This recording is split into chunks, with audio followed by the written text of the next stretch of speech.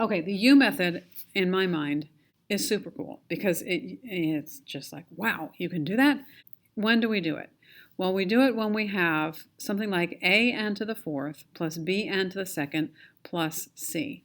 What's special about that? Well, the fourth power and then a second power.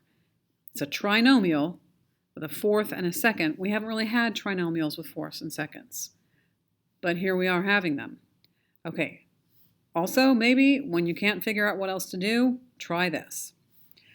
What we do is we change those variables. Instead of saying 2x to the fourth and 3x to the third, I'm going to let u, the letter u, be x squared. And that comes from my middle term.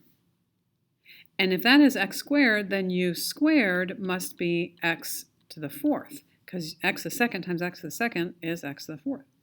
So now I'm going to do this little substitution, and I'm going to say instead of doing this, because this is x to the fourth and I don't know how to do x to the fourth, I'm going to change it to 2u squared plus 3u minus 9.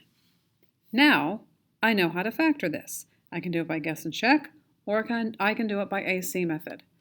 I personally like guess and check, but a lot of you like AC, and so we'll do AC. A times C is negative 16. 6 times negative 3 would add up to 3, but multiply by negative 18. So that's going to be 2u squared plus 6u minus 3u minus 9. So now I'm doing AC method, and when I do AC method, I basically factor by grouping. So I'm going to now find my GCF. So the GCF of my first one is 2u. The GCF of the second one is negative 3. And when I do that, they both have a u plus 3 here. So u plus 3 can be factored out, and I get 2u minus 3.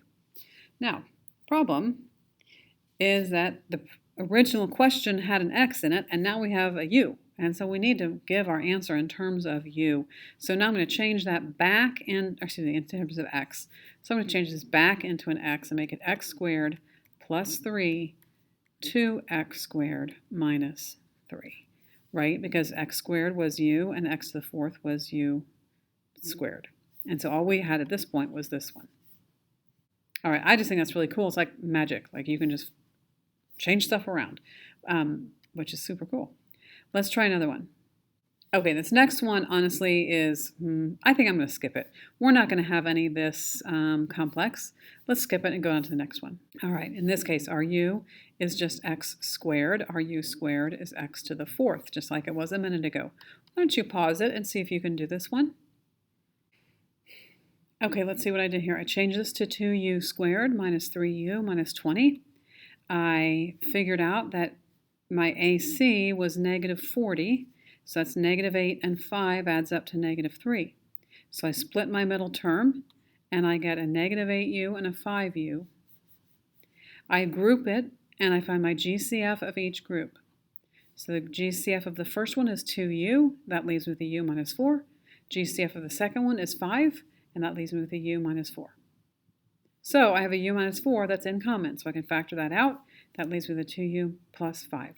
Problem is, we don't want it in terms of u, we want it in terms of x. And so we had noted that our u was x squared, so this is 2x squared. This is x squared minus 4. All right, we will work on this some more in class, and we'll talk about the summary and bring your questions. Any questions that you have, make sure you write them down so that you can bring them to class tomorrow.